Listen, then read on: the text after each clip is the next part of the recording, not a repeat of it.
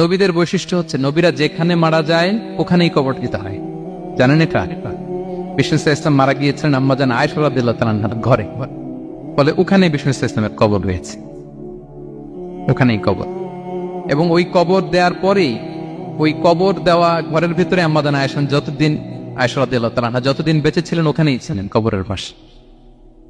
এরপরে বাবা মারা গেলেন আবু বকর, বিষ্ণু ইসলামের পাশে কবর দেয়া হলো, বাবা আর স্বামীর পাশেই থাকলেন।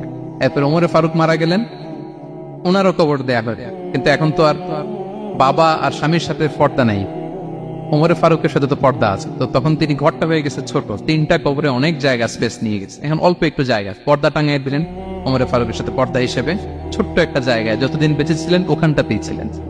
ওমরে ফারুক যখন আমিরুল মুমিনিন খলিফা, তখন ছেলে আব্দুল্লাহকে পাঠিয়েছিলেন যে যাও একটা অনুমতি আগে থেকে নিয়ে রাখো আম্মাজান আয়েশার কাছ থেকে, যেহেতু ঘরটা ওনাকে বলে রাখো যে আমি মারা গেলে যেন আমার 2 বন্ধু মুহাম্মদ সাল্লাল্লাহু আলাইহি ওয়াসাল্লাম এবং আবু বকরের পাশে যেন কবর দেয়া হয়।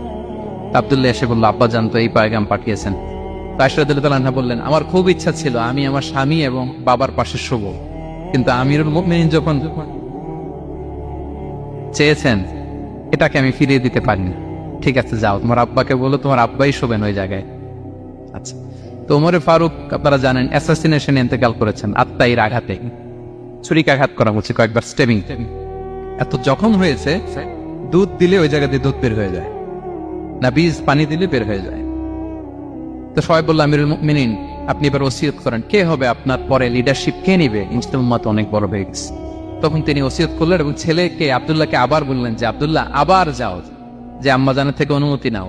বলতেছে অনুমতি না নিলাম আর অনেক আগে, উনি তো বলছে আপনি মারা গেলে ওখানেই শোবেন। বলতেছে না, তখন আমি আমিরুল মুমিনিন ছিলাম, এখন তো কিছুক্ষণ পরেই মারা যাবে, এমনও হতে পারে আমার ভয়ে বা লজ্জায় তখন অনুমতি দিছে, এখন আর দিবেন, আবার যাও।